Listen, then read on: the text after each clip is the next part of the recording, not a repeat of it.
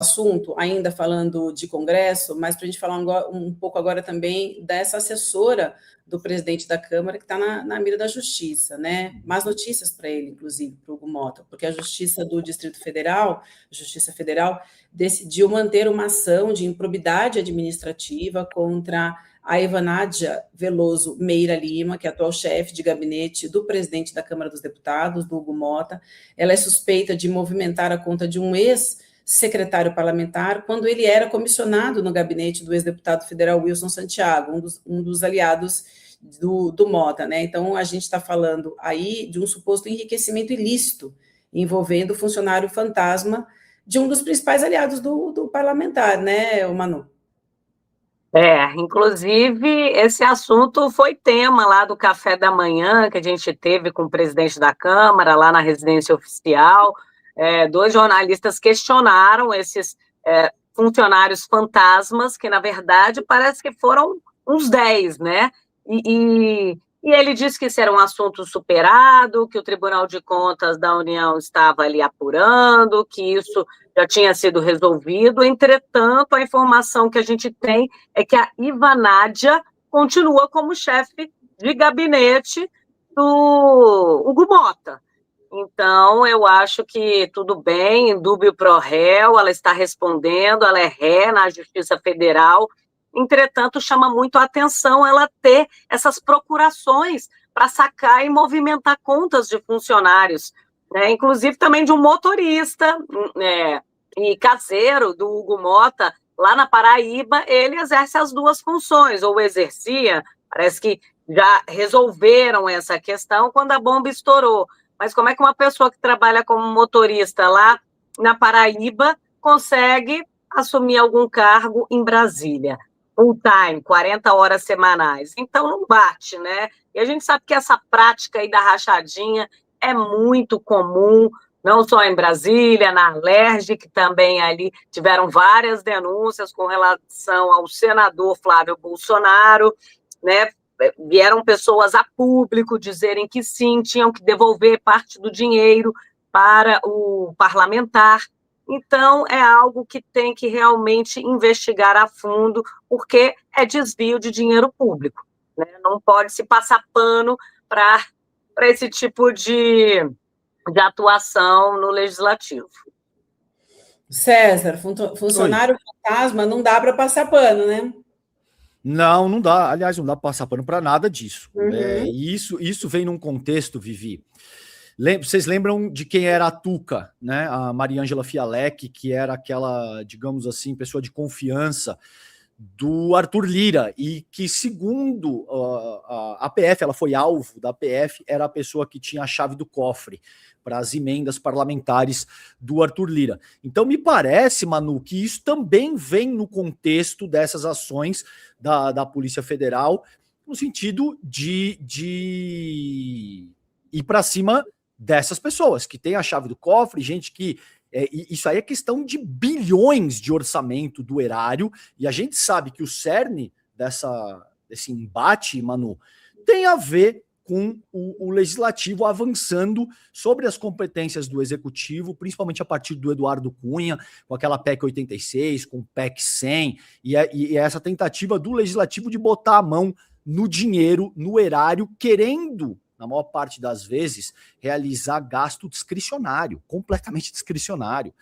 Eles não querem indicar, Vivian, para onde que vai o nosso dinheiro, se a obra saiu ou não, se faz sentido, o mínimo de racionalidade, a um ponto em que o Dino estruturou o seguinte raciocínio: meu povo, eu só quero a quadra, eu só quero a estação de tratamento, eu só quero a ponte. Então é óbvio que se existe uma obra para a qual foi liberado e destinado o recurso, a gente só está pedindo que essa obra seja efetivamente construída. Ora, claro, independentemente do teu posicionamento político, quem não entende isso, Vivi, francamente, o cara que diz, não, de fato, a gente pode alocar recurso do erário de forma absolutamente discricionária.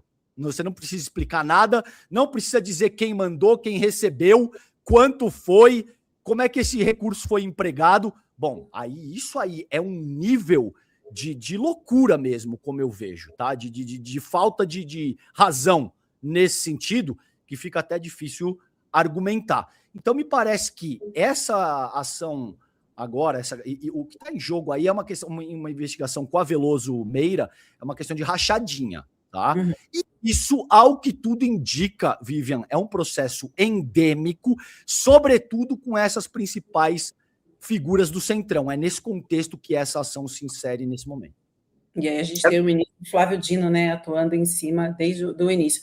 Manu, eu preciso encerrar com você, estou com o Guga prontinho para entrar já, para a gente falar da prisão domiciliar do Augusto Heleno, mas eu sei que você quer completar aí, vou pedir para você completar para a gente, então. Uhum. Vamos lá. O que chama a atenção é que a corda sempre arrebenta no lado mais fraco, né? A chefe de gabinete do presidente da Câmara dos Deputados vai ficar pegando dinheiro dos funcionários sem a anuência do chefe? Muito suspeito. Ela está sendo aí acusada de enriquecimento ilícito. Chama muita atenção, mas é isso. A parte mais fraca é que paga o pato, né? E a Tuca foi muito defendida também por Hugo Mota nesse café da manhã com os jornalistas, tá? Só para complementar. Mas é isso, pessoal. Olha, um Feliz Natal, ótimo Ano Novo, que venha com muita saúde, muitas realizações, amor, que a gente traga mais notícias boas em 2026, né? É isso mesmo que a gente quer. Eu estava lembrando aqui do motorista também, do Luciano, motorista do Lira, daquele cofre de 4 milhões de reais. É sempre assim, gente. Isso é uma dinâmica institucional, nunca falha. Esse teu ponto foi brilhante, Manu, porque é isso. A corda sempre estoura do lado mais fraco. No caso do Lira, a Tuca, se eu não me engano, Vivi, ela parece citada 26 vezes. O Lira ele só é citado indiretamente. Lembra da questão do kit robótica, do que aconteceu lá no Gilmar Palusa? Então, assim, maravilhosa a tua colocação e fundamental para entender como é que esses processos se dão, exatamente. Muito bom. Manu, Feliz Natal para você, então, para toda a sua família. A gente se reencontra em breve por aqui. Sexta-feira você está de volta, não? Estou de volta, tamo junto aí, de ressaquinha. Você vai contar para a gente como é que foi a ceia de Natal, né, gente? Porque quem não vai ter discussão na família por conta de política, de Havaianas, de Ipanema, dessa ceia de Natal, vou falar para vocês que na minha eu sei que vai ter.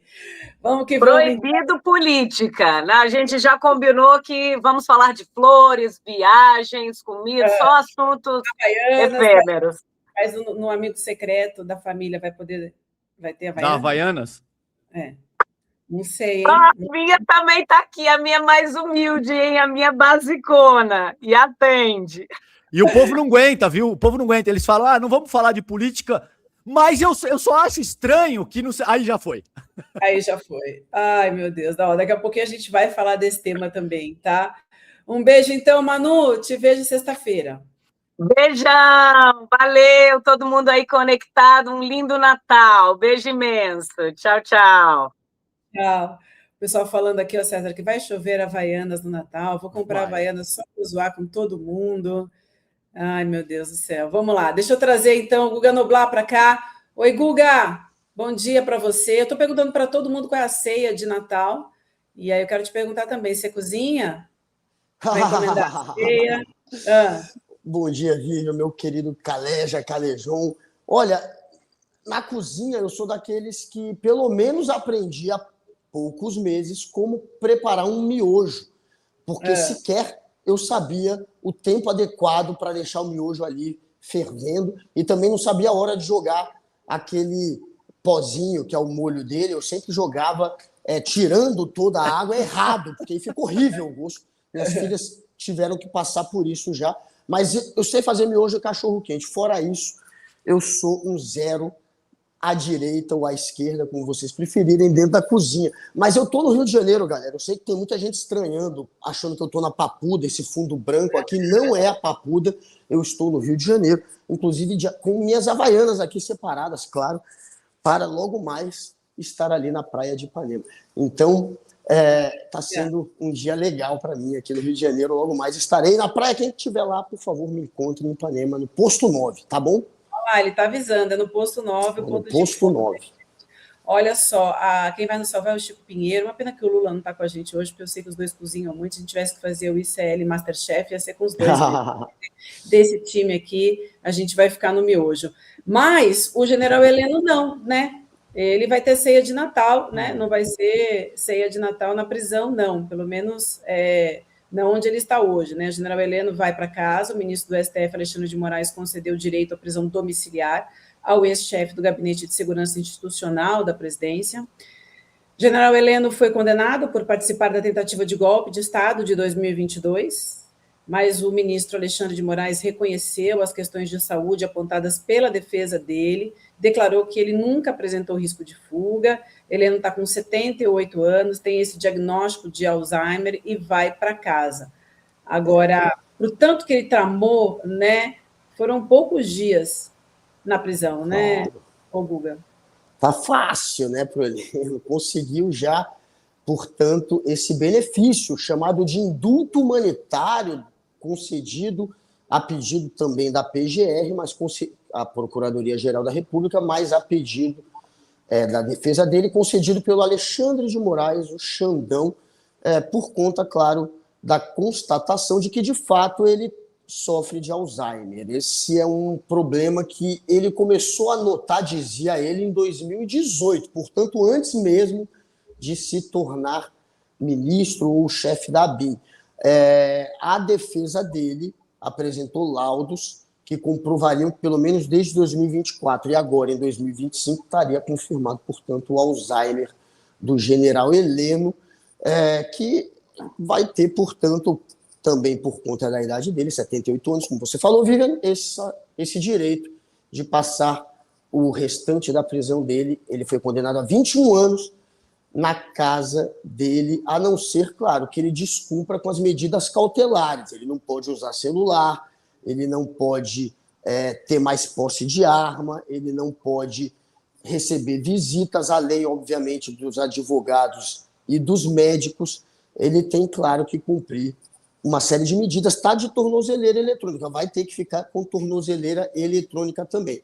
Cumprindo essas medidas, ele poderá ficar em casa. General Heleno, como você falou, que era um dos comandantes do golpe, né? Fazia parte do chamado núcleo crucial, foi condenado junto com Jair Bolsonaro, e ele dizia, inclusive, que participava de todas as reuniões com o Jair Bolsonaro, então estava por dentro, claro, da tentativa de corromper a democracia. Inclusive, tem um vídeo de uma reunião ministerial em que ele vai lá e bate na mesa e diz que, olha, se é para virar a mesa, virar, portanto, o jogo, a eleição, não aceitar a eleição, que se faça antes do dia da eleição, que se faça antes do voto. Era a sugestão do Augusto Heleno, portanto, alguém que vai ter uma pena muito menor, ou pelo menos muito menos rígida, já que vai poder ficar em casa, do que deveria. Muita gente questionando aqui no chat também, enfim, que o tempo que ele ficou foi muito pequeno. O ministro Alexandre de Moraes identificou que não há risco de fuga, mas, como você falou, ele fica ainda com a tornozeleira eletrônica, mas traz, sim, uma sensação de impunidade para a gente, não, César? Traz. É muito ruim. É muito ruim que você tenha Bagrinho condenado a 14, 15, 17 anos de cadeia e um milico, 4 estrelas, formulador do golpe, um golpista que vem tentando dar golpe no Brasil há 6 décadas, passe 2 noites na cadeia. Eu estou exagerando, mas quanto tempo ele ficou? 2 semanas na cadeia? 80 dias. Ficou tudo isso ainda? Bom, que seja. Não sei, até um pouco menos. Eu vou olhar aqui. Um pouco menos, mas enfim, que o cara fique 2 meses na cadeia e já consiga a progressão para um regime domiciliar. Então, tudo bem, eu entendo que ele tem idade avançada, eu entendo que eventualmente ele tenha um quadro clínico que justifique isso. Agora, me parece inapropriado por conta da gravidade dos crimes que esse senhor cometeu. 25 de novembro. Então, olha aí, menos de um mês, cara. Tá entendendo? Isso é o encontro do que a gente estava conversando com a Manuela Borges, Vivian. A corda sempre estoura do lado mais fraco, e a mensagem que isso manda, no limite, é que depois que tudo foi feito, o teatro foi feito, você fica 20 dias, 25 dias na cadeia, ainda assim num contexto absurdamente favorável. e depois você vai para casa. A gente viu isso com o Collor, a gente está vendo isso com o Heleno. Ah, mas porque ele é um senhor de idade e ele não pode... Ora, gente, idade não é salvo-conduto para o cometimento de crime. E o fato de você ser velho não significa que você não possa ser um mau caráter, um canalha, como um general 4 estrelas desse, enfim, de tudo... Eu vou deixar por isso mesmo para evitar qualquer coisa. Mas de tudo na vida fez um pouco. Não é brincadeira o que esse senhor fez ao longo da trajetória dele. Agora, Vivi, para te passar, e eu não sei, Guga, se você tem alguma apuração disso também, porque consta que essa progressão, que esse benefício que ele consta agora, tem a ver com colaboração com a justiça. Qual foi a colaboração que ele ofereceu para a justiça no sentido de elucidar o que quer que seja? Vocês vão lembrar comigo, Vivian, eu e você estávamos no ar juntos durante o julgamento, o Milanês, o advogado dele, que o jogo estava combinado e o Milanês tenta dizer, general, é só para o senhor responder sim ou não, tá?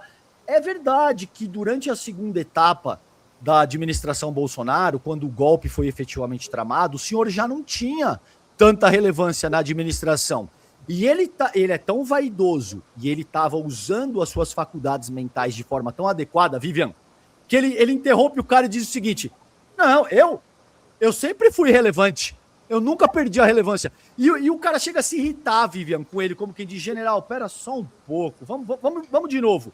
Então, essa conversinha de Alzheimer, de saúde debilitada, não cola, Guga, porque esse cara estava com um vigor dizendo que o ladrão não sobe a rampa, se referindo ao Lula. Para encerrar, então, além de tudo, chama a atenção, Vi, a covardia dos bolsonaristas quando eles se veem confrontados com a adversidade.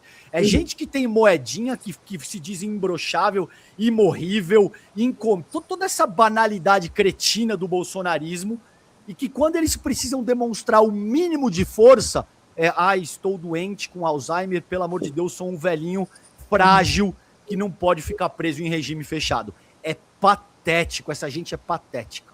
Eu quero passar para a gente falar da escala 6x1, mas só para amarrar esse tema, e aí trazendo aqui um lembrete também na galera do nosso chat, é o seguinte: se o golpe tivesse dado certo, será que o general Heleno, neste momento, teria esse diagnóstico de Alzheimer?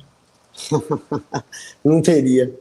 Não teria, né? É verdade, esse é o ponto. Será? Ele era, claro, um dos maiores entusiastas do golpe, sempre foi um golpista, né? Inclusive fazia parte do gabinete do Silvio Frota na época da ditadura, que era o general que tentou frear a redemocratização do Brasil.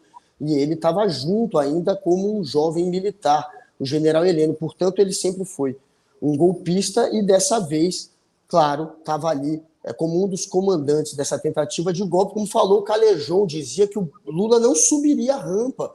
Foi uma das frases, uma das falas encontradas do general Heleno. Ele também dizia que tomava Lexotan na veia para não deixar um golpe acontecer. Ele tinha que tomar um Lexotan na veia. Teve até essa piadinha dele que foi feita, que foi descoberta também. Ele foi acusado, não sei se vocês lembram daquela Sarah Winter, que ela tinha um movimento que era chamado Movimento 300 Brasil. Eles chegaram a atacar o STF jogando bombas, essas bombas de explodir, enfim, bomba de explodir no ar mesmo, enfim, em direção ao STF. Foi uma cena que ficou muito marcada. E, segundo ela, quem a orientou para fazer aquilo foi o general Heleno. Ela chegou a entregar o Heleno dizendo que foi ele, portanto, quem induziu essa gente a atacar o STF. Ele sempre foi alguém, portanto, que teve essa imagem de golpista e alguém que comandou o golpe. Se tivesse dado certo, não teria Alzheimer, não. Estaria aí Guga, usufruindo do poder dele. Ouvi só um parênteses pequeno. Não só ele não estaria doente, como ele estaria mandando as pessoas para pau de arara. Ele estaria mandando as pessoas para a cadeira do dragão. Ele estaria se deleitando como bom torturador, que esse sujeito ele estaria se deleitando com as torturas promovidas contra os opositores do regime. Leia-se, nós, muito provavelmente. Então, não só ele não estaria doente, como ele estaria com um sorriso largo, de orelha a orelha, torturando os opositores do regime, tá?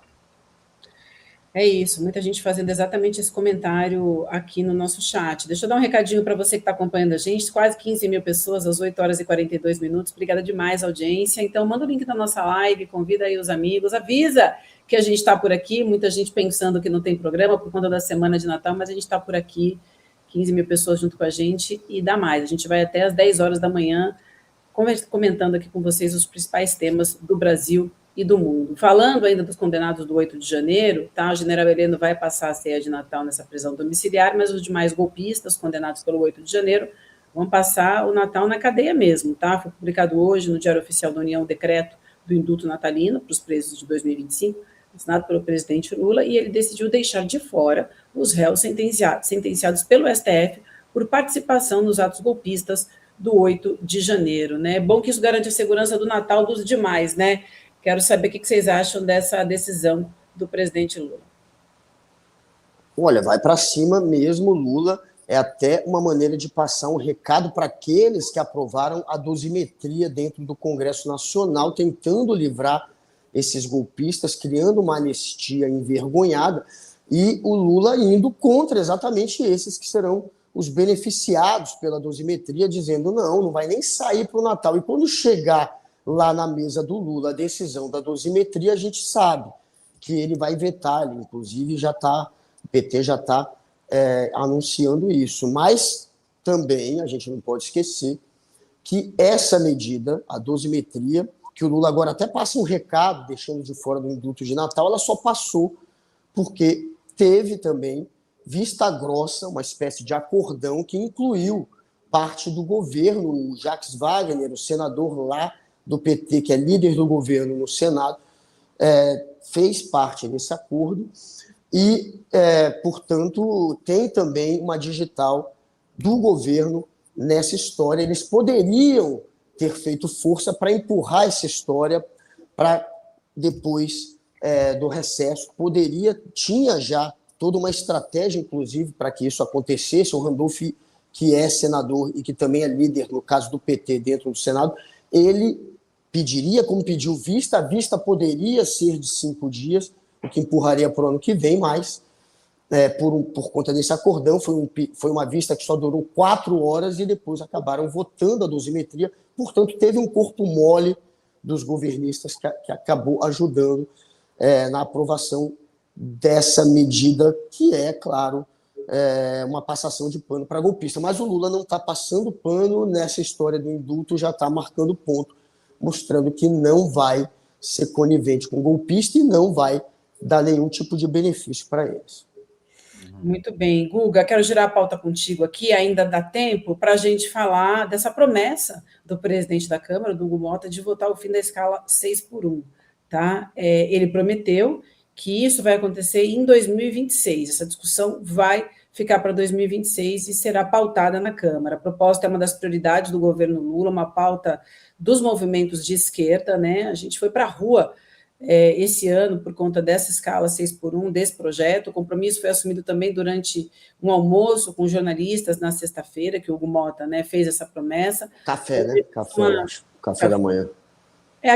Aqui me falaram que foi um almoço, foi um café da manhã. Tá. Eu acho que foi no café da manhã, pelo menos ele declarou. Eu acho que a Manu estava nesse café. Não me convidaram, não sei porquê. Espero que eu seja convidado um dia. Bom, o café da manhã e o almoço foi na sexta-feira. Ele assumiu esse compromisso, fez uma espécie de balanço da gestão dele para frente das câmeras ali e acabou fazendo essa promessa. Aí a gente fica se questionando aqui em várias situações, né? Se a gente pode confiar, se esse é só um aceno de reaproximação entre ele e o governo, ou se ele está de olho na própria eleição, ou se são todas essas possibilidades juntas, né? Ninguém vai querer se opor ao fim da escala 6x1, especialmente em ano de eleição. Até aqueles que historicamente são contra, como o Nicolas da vida, vai adaptar o discurso para não passar essa imagem neste ano. E o Hugo Mota, claro, está querendo também jogar uma asinha não só para a plateia, como para o governo. Esse é um projeto de interesse do governo. O governo deseja passar o fim da escala 6x1. O problema é que, ano de eleição, eles não vão se opor, mas eles também não vão querer aprovar, porque dar para o governo aí uma grande arma, digamos assim, para combater os adversários e para amplificar o seu discurso favorável aos trabalhadores, o que, claro, tem uma carga eleitoral muito grande, pode trazer muito voto. Então, eles têm esse medo também de aprovar. Eles não vão se opor, mas eles também não vão querer aprovar. Então, vai ficar naquele joguinho de, a gente é a favor, só que vão ficar empurrando essa história. É isso que eu acho que vai acontecer, é isso que me parece que está sendo desenhado ali dentro. Vai ser um discurso, portanto, que vai ser usado muito pelos governistas, a gente é a favor do fim da escala, e também por alguns da oposição, mas na prática vai ser muito difícil.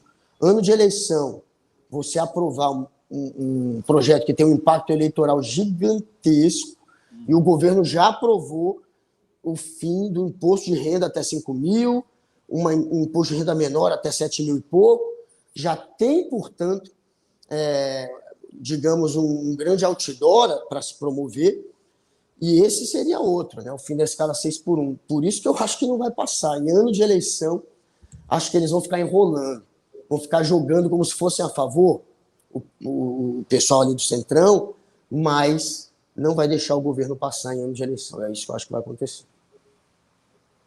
César. Concordo com o Guga. Me parece que é isso. E, de fato, veja, é difícil confiar no Hugo Mota. O problema é que ele segue sendo presidente da mesa diretora da Câmara Federal. E o governo vai ter que continuar lidando com esse sujeito. É óbvio, como eu vejo pelo menos, com todo um outro nível de cuidado, mantendo o mesmo pragmatismo. Agora, o Mota já se demonstrou pouquíssimo confiável, é um eufemismo que eu estou usando aqui, tá? Porque ele já demonstrou enfia a faca nas costas mesmo, independentemente do que esteja combinado. A gente viu isso na questão do IOF, a gente viu isso mais recentemente na questão da PEC da blindagem 2.0, a gente viu isso em várias iniciativas, no qual o Mota tinha combinado o jogo com lideranças governistas e que do nada ele veio, deu na telha dele que ele queria fazer diferente e ele fez diferente, e isso causou todo um rebuliço, inclusive levou a esquerda, de volta às ruas. Então, assim, é uma questão bem complexa. Por quê? Porque não cabe confiar no Hugo Mota? Não cabe. Ele já deu reiteradas demonstrações de que ele não é um sujeito confiável, pior possivelmente do que os criadores, tá? do que os pais políticos dele, digamos assim, lá Eduardo Cunha, Arthur Lira, do que esses grandes chefes do Centrão como Rueda, Ciro Nogueira, eventualmente. Porque o que se diz no bastidor, Guga acompanha isso de muito perto, Vivian, é que o Lira era um sujeito, um bolsonarista, né, de direita, que veste um verniz ali de centro e tal, um sujeito que teve um poder imperial no Brasil, mas que, via de regra, quando a coisa estava combinada com ele, existia uma certa previsibilidade no sistema de que ele iria manter o que estava combinado. Com o Hugo Mota, e isso assim, tanto é que ele mesmo pagou, né, Guga, o preço de atuar com de uma forma tão errática, tão aloprada. Agora, o governo vai ter que seguir até durante o próximo período aí, negociando com o Mota. Então, como eu vejo, não acho que o governo vá para a loucura, para o enfrentamento desvairado, e concordo com o Guga que vai ser difícil aprovar a 6x1 nesse momento, porque isso é uma pauta muito popular. É uma pauta não tão popular quanto o IR, a isenção do IR para quem ganha até 5 mil reais, mas é uma pauta que tem potencial para melhorar o capital político do presidente Lula. E isso não interessa no Centrão nesse momento. A gente está vendo várias iniciativas, Vivian, de tentar se construir uma terceira via, o que sempre faz água, de tentar reeditar o lavajatismo, várias estratégias no sentido de tentar, de alguma forma, criar uma outra candidatura que seja competitiva. Até aqui, sem efeito. Mas pode esperar que a luta vai ser forte nesse sentido e todos esses movimentos estarão inseridos nesse contexto também. Maravilha. Ô, Guga, eu preciso me despedir de você. A Adriana Ferreira está pronta para entrar por aqui para a gente conversar sobre o crime organizado no Rio de Janeiro já já. Mas antes, só registrar, porque a gente tem troca ministerial hoje, né? O presidente Lula, nessa terça-feira, né, dá posse ao novo ministro do Turismo, Gustavo Feliciano, que é o filho do deputado Damião Feliciano, do União Brasil. Ele vai substituir o Celso Sabino. Essa troca foi anunciada por Lula na semana passada, acontece depois do Sabino ser expulso do União Brasil por desobedecer a ordem da legenda de deixar seu cargo no governo. O Guga quer fazer um comentário rápido para a gente se despedir sobre essa troca ministerial anunciada hoje? Pois é, entrou um outro União querendo, sabendo sair para abandonar o governo, abandonou. E esse Gustavo Feliciano, ele é ligado também ao Hugo Mota.